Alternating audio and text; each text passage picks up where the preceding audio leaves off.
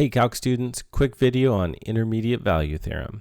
I had a few questions from students about this, and in the review material for the test, there is a couple interesting questions that use IVT.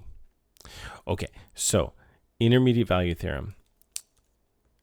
Suppose that f of x is a continuous function. That is so important, I'm going to highlight it. Suppose f of x is a continuous function on this closed interval a to b, and m is a number between f of a and f of b. Then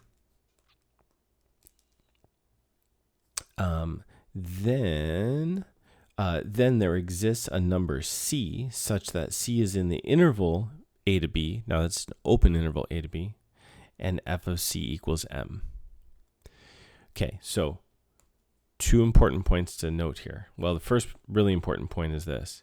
When you are using intermediate value theorem, you have to verify that the first two bullet points are satisfied. If both of the first two bullet points are satisfied, then the bottom two bullet points follow. Then you can conclude the following. Also, I want to make a point that a question that requires IVT or a problem that requires IVT is usually something that's asking you to find whether there is a solution to something in an interval, or whether there is a zero, or whether there is an x-intercept in an interval. So you're trying to just prove whether something exists. It's not asking you to find it. Let me give you an example here, just to clarify the statement of the theorem, by the way. So, let's see.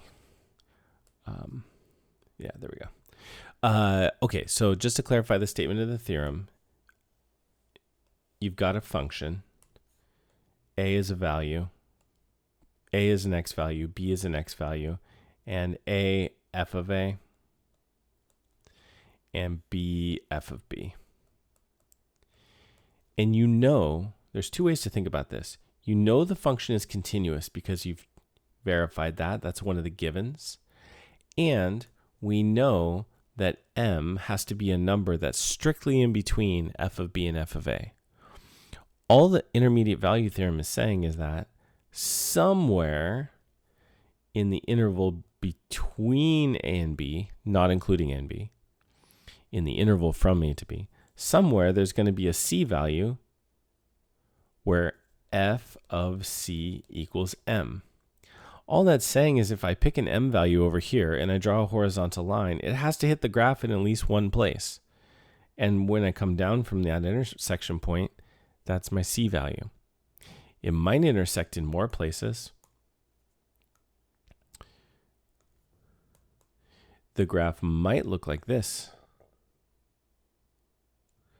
So there's one intersection there, but there's others too. In this case, there's more than one c value. There's more than one value where f of that number equals m. There's another way to think of intermediate value theorem, and that is this.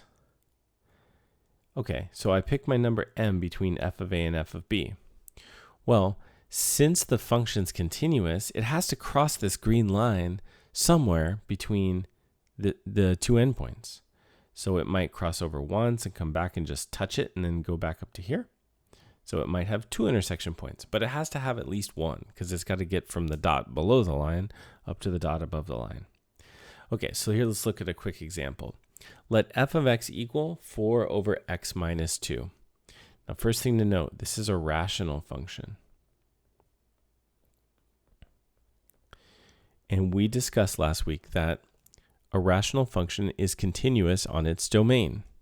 So this function is continuous everywhere except, so this is continuous on the intervals from -infinity to 2, and also on the interval from 2 to infinity. That also is the domain if I just put a union between those two intervals, but I'm just listing the two intervals where it's continuous. Okay, so here's the following question. 1. Does IVT guarantee a solution to the equation f of x equals 2 on the interval from 3 to 6. Well, this function is continuous on the interval from 3 to 6, so we have to state that first. F of x is continuous on the interval 3, 6, because there's a few ways you could say this, but let's just say it, make it simple. Because the only vertical asymptote is at x equals 2, which is not in the interval.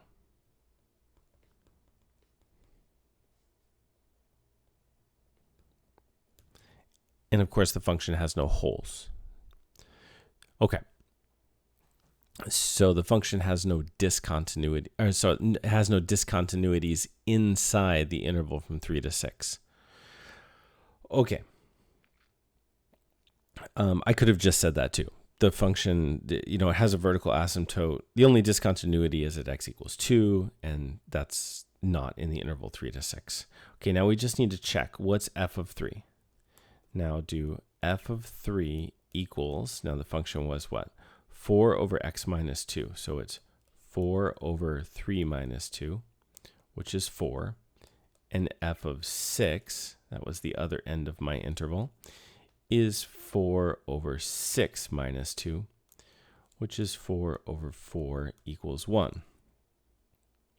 Okay, so f of 3 is 4, f of 6 is 1, and I want to know, is there a solution to this equation, f of x equals 2? So I want to know, is 2, that's my m value, is 2 between 4 and 1? It is. Since and this would be like my conclusion, since 2 is between 1 and 4, but the way I'm going to write it is f of 6 is less than 2 is less than f of 3, then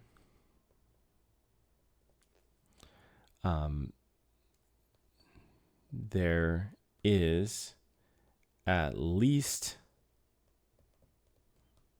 one c such that f of c equals 2. Okay, and the picture of this graph is very simple. And we're done, by the way. So the picture of this graph is very simple. We have a vertical asymptote at 2, and f of 3 equals 4.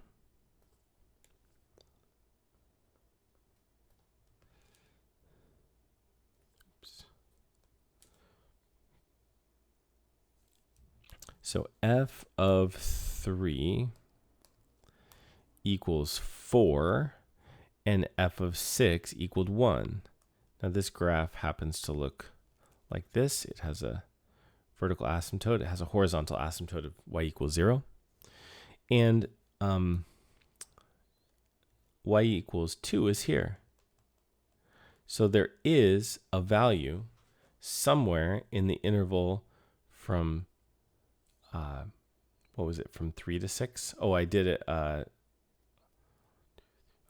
5. That was a little mistake. It should have been here. But the idea here is this. There's somewhere on this interval from 3 to 6 where the function, where there's an input where the output is 2. And that would be your c value, whatever that is. I'm not even going to solve for it because it didn't ask us to find the c. It just said, does it exist? Okay, so the key here is you're given a function. You're asked if there's a solution to the function equal to a value on a closed interval.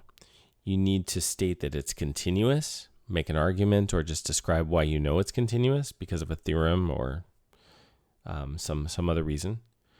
And then you plug in the endpoints of your interval that you care about, and you just have to check that the y value is between those values. You have to state that the y value is between those values, and the conclusion of IVT then is that there's at least one c such that f of c equals 2. Okay, what about this? For the same function, so our function was f of x equals 4 over x minus 2. Does f of x have an x-intercept on the interval 0 to 4? Okay, let's think about that. So first thing is an x-intercept means that f of x equals 0. So our m value is 0. Okay, next we need to check continuity.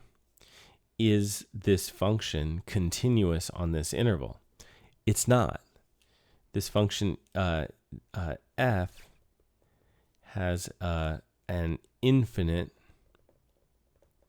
discontinuity at x equals 2. And 2 is in here. So the conditions for IVT are not even met.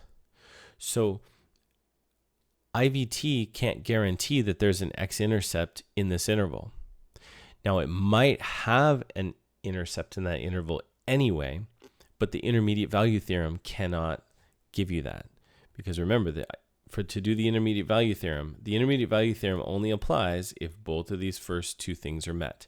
It needs to be continuous on the given interval, and your m value needs to be a number between f of a and f of b. So on this example, it's not continuous, so IVT will fail.